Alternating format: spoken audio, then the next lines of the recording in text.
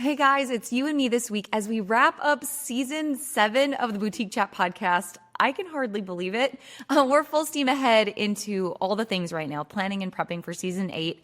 I've started to have some of those conversations, record some of those episodes, kind of lay out what that experience is going to look like.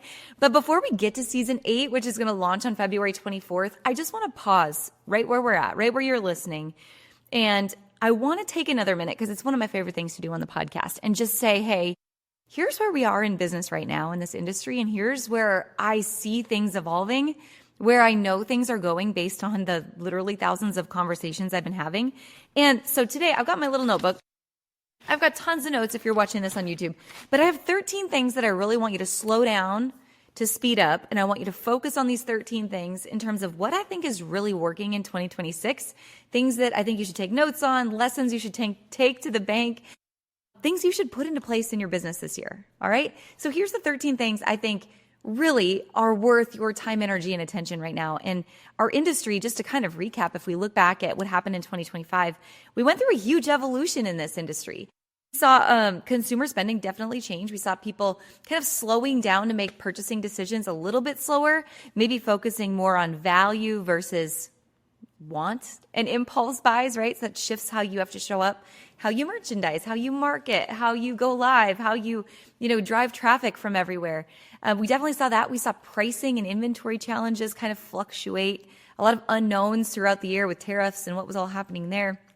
And then this is something I'm actually really excited about. We saw in 2025 was kind of a secondary effect of that tariff conversation was the de minimis rule changing. And I think that really took the wind out of the sales of websites like Shein and Temu, and where it was just really a strong, frustrating, like boiling point at the beginning of the year. I do think that like kind of loosened a little bit toward the end of the year. And I did see customers going back for the holiday season, and stats are showing this, that they did lean back into supporting small businesses this holiday season. So I think that's great when it comes to trust. Consumers, I think, have been burnt enough now by some of those sites online that they're like, yes, I need to lean into people I know, like, and trust. And so that's kind of shifting, again, these 13 bullet points in the direction of your business and marketing in the next year. So I'm curious, you guys, what you think of these 13, kind of strategy points for 2026. As you listen to these, I love the conversation. I love the back and forth. I'd love to hear your point of view. So make sure you message me on Instagram. It's AJ Alderson is my personal account. You're going to see me showing up there a whole lot more this year than you did last year. Last year, I was like kind of MIA, kind of trying to get my personal health in order after knee surgery and just struggling to show up in so many ways. I'm excited to feel good again and excited to be back. So come over there, come join me, send me a chat. Let me know anytime your thoughts on the podcast and just continue the conversation. I love to voice memo with you guys. So meet me over there on Instagram as we go through these. Okay, are you ready? Here's my thoughts, my 13 things that I think you should really focus on and strategize on in 2026. The first is community and conversation are key. And we've known this if you've been in this business for a long time. I think that's really many businesses that were really successful during COVID, right before COVID. You nailed this early on. You nailed authenticity. But then I think it became so easy to show up and just sell because people were buying for quite a period of time. And now with the changes in the last year, and specifically toward the end of last year with the launch of Andromeda, Meta's new algorithm, we saw Andromeda prioritizing content that was meaningful conversation starters. Meaningful conversation starters. So what were the things that you talked about that got people responding multiple times in the comments or responding to one another? Where were you getting in and responding to people in the comments? On Instagram specifically, where were people saving your content or sharing your content to their stories more than just liking or commenting? And I think a lot of that is because we have a trust recession. I've heard a number of creators talk about this. We have a trust recession happening right now where everyone online is trying to sell something. Everyone online, it's kind of like we're past the internet boom, right? And everyone now is like, oh, I can make money here? Okay, great. I'm going to try to do that. And so everyone's selling something. Not everything they're selling is good. And again, that's kind of going back to that idea of the downfall of Shein and Temu. So with that trust recession, you have to position yourself in a position of authenticity, a position of authenticity, authority, and of trust. And that all starts with meaningful conversations. So what are you sharing behind the scenes? What are you sharing, which is daily conversation starters, questions, personal stories, video, going live, All of those things are really important to build the trust in the community first and then sell to them secondary. All right. Second opportunity is, this is really important. We're in the AI boom. We're in this crazy AI boom. I would say the majority of you by this point have at least used ChatGPT. And you've seen a lot of content from us. We did an entire AI mastermind in 2025. If you didn't see some of those AI tools, message me. I'd love to share more of them with you. We have our own AI bot here at the Boutique Hub called Ask Ashley. It's available to our members. It's all of ChatGPT, but then specialty trained on every single guest we've ever had on the podcast, every single course we've ever launched, every training we've ever created, every piece of content from the Boutique Hub for over 13, now 14 years, is all trained with our AI bot. So you can ask that questions anytime. AI is here. The boom is here. But here's my lesson for 2026. AI is your assistant, but AI is not your brain. And so I'm going to encourage you, do not be lazy with AI. Being lazy, I can't tell you how many resumes I've gotten of people I'm trying to hire in the last year where it was an AI generated resume. They all started with the same sentences. Social media, product descriptions, graphics, just, kind of some very general, generic content. AI is not your brain, it's your assistant. So you still have to leverage your unique perspective and your unique point of view and how you see the world. You've got to be willing to take a stance and stop being vanilla. AI is going to make a lot of people vanilla if we allow it to be our brain. So don't do that. Make it your assistant, help you become smarter, learn how to prompt properly if you haven't already. Don't be lazy with it. Make it your asset, and you're going to soar above the rest if you do that. All right, lesson number 3 for this year is consistency beats creativity. Consistency. And I want to kind of double down on this in terms of traffic and video specifically. I think it's great if you've come up with like the most wonderful piece of content ever or the most wonderful reel or TikTok ever. Good for you. You're so creative. Like, woo, awesome. But that one-hit wonder is going to not matter 4 days from now or 12 hours from now for that matter. But what it is you showing up imperfectly, consistently. So getting on live video, not having everything together, not having all of your makeup done, continuing to post reels, continuing to just share your point of view and perspective, even if your day doesn't feel perfect behind the scenes or the lighting is right or you've got everything laid out. People want to know that they can trust you. And so consistency builds that trust, not just amazing creative content once in a while. So show up consistently. Let us trust you. All right. Number 4, done is better than perfect. Ooh, and I want to talk to this point of view for e-commerce retailers. I'm going to double down with this. Speed beats polish, right? Done is better than perfect, and speed beats polish. So I am all about beautiful websites. We do website audits all the time inside the Boutique Hub, whether it's in Retail Bootcamp or Boutique Hub Black. And you have to have some elements right? Like you've got to have your menu bar. We talk a lot about like order of priority in your menu bar, keeping it short, sweet to one line, most important to least important, going right to left, collections, new arrivals. Like there's very standard pieces of your website that need to be there. Great lighting, same sized photos. Like if you don't know that, like that's 4 years ago. But now we've gotten into like optimizing them almost so much in some cases that we've done things that really slow down our load time and our page speed. And that is killing you when it comes to search. And it's killing you on Google. And it's going to kill you with ChatGPT as ChatGPT reads your products as you get them indexed now. So speed beats polish, and done is better than perfect. Stop slowing down and making everything perfect. Just get it done and get it out there. Number 5, being memorable somewhere means more than being everywhere. I'm going back to kindergarten. Being memorable somewhere is more important than being everywhere. Can I just say that? Oh, that was tough. Being memorable somewhere is more important than being everywhere. So what that means in terms of social content is it was really easy in the last couple of years to see what the Joneses are doing and try to keep up with them. So, I saw these people killing it on TikTok Shop. And I saw these people saying, I'm still on Snapchat. And these people over here were like, Pinterest is my go-to. Instagram, Facebook. I think it's really important that you double down on who's your customer, where do they live, what is acquiring traffic for you the most right now? Like what's the data telling you? And then double down. Pick your top 2 places and double down. For 9 out of 10 of you, it's going to be still Facebook is the highest converting platform, and Instagram. Those are your top two. Some of you are going to kill it on TikTok and some of you aren't. TikTok Shops is not for everyone. It's for a very specific customer. If you kind of like to have returns that smell like cat pee, it's definitely for you. No, I'm just kidding. It's tough. TikTok Shop is tough. So make sure you're smart about how you leverage TikTok in terms of creating brand content, driving awareness, but then letting your conversion point be somewhere else, if that makes sense for you. Otherwise, if you're like, okay, I'm going to go all in on these certain types of product categories on TikTok, I'm going to sell them at high volume, at low cost, and I'm going to just get them out the door. Some of you are killing it. Like, do that if that's you. But remember, be memorable somewhere, and that beats being everywhere, right? Can't be everything to everyone. Okay, I've got to get past number 5. I couldn't even read my writing.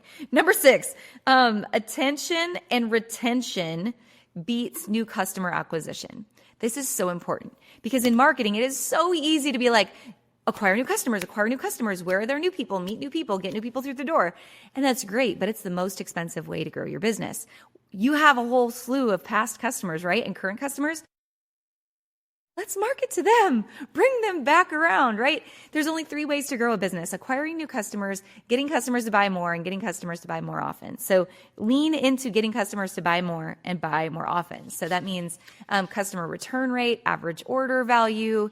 What is your outreach plan? What's your get back plan via email or postcard or phone call? Like, clientele your customers, serve them, make them feel important. Quit like tossing them to the side and always looking for someone new. Like they're just, another ex-girlfriend. They're not. Make them feel important. All right, number 7. This is critical, you guys. Profit beats sales. Profit beats sales. You've got to measure what matters. For so many people, I talked about this a lot in January when it came to setting new goals.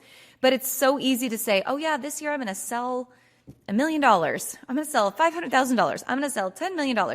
But if you don't have any money in the bank to show for it, it don't mean crap. So stop focusing on sales alone and start focusing on leading indicators. Like we just mentioned, average order value, conversion rate, units per transaction.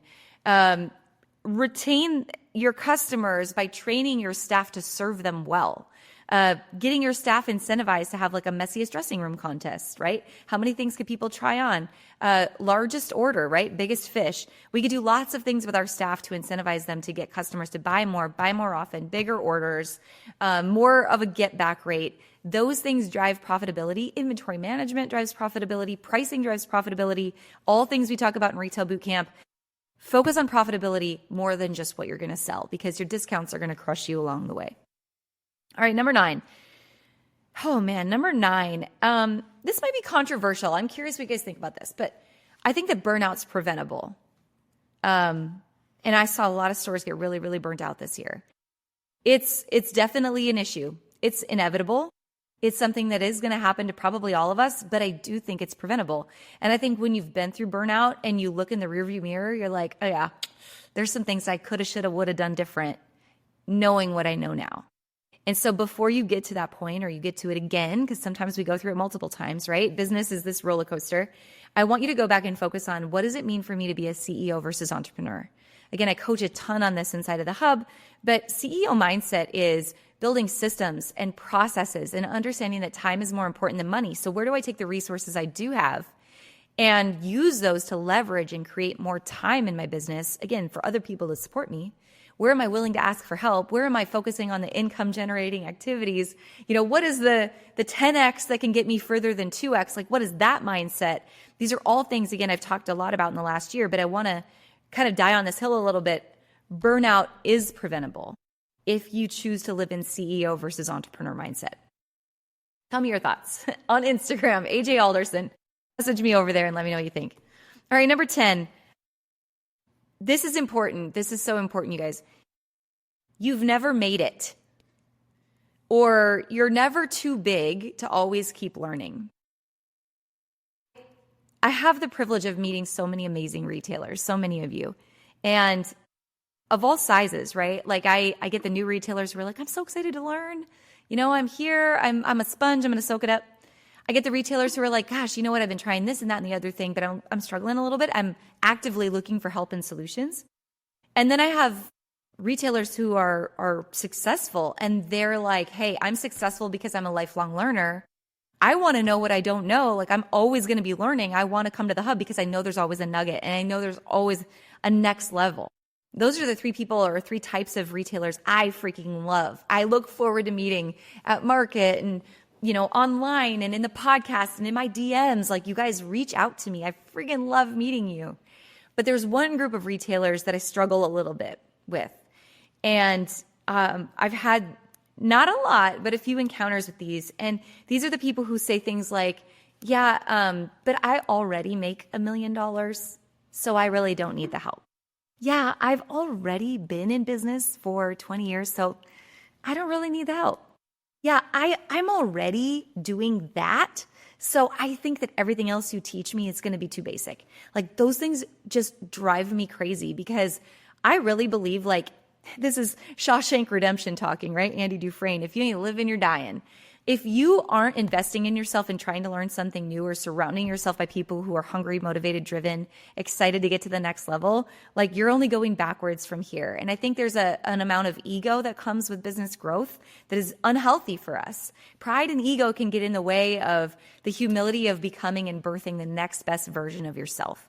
And so I think being able to put aside like, yeah, but, or I'm already blah, I would just encourage you to be curious. Like, well, what else is possible? Gosh, if I've gotten here or if I've been in existence this long or if I've already made $1 million, gosh, I wonder what else is possible for me and who can help me get there. So I think curiosity beats pride and ego every single day of the week. So be curious, stay hungry, and just start the conversation. If I can help you, I would love to. There's many of you who I will say, man, in all kinds of areas of business, I'm not scared to say there's people smarter than me. But I think it's all about not what you know, it's who you know. So I love to surround myself by people who are hungry, curious, and ready to connect, one another with the people who can get them where they want to go. So that's my mission here at the Hub. All right, number 11. Oh my gosh. Okay, let me shift gears and talk strategically about inventory for a second. Number 11. This was something I thought was interesting in the last year. Live shows, like in-person trade show markets, still dominated, which is fascinating because with the rise of fair, and of course, Fashion Go's been here a long time, and we have our own site, Hubventory, with the rise of so many people buying online, I don't know that it really deterred a ton from the shows. Like, yes, there were certain shows last year that were down, down, down.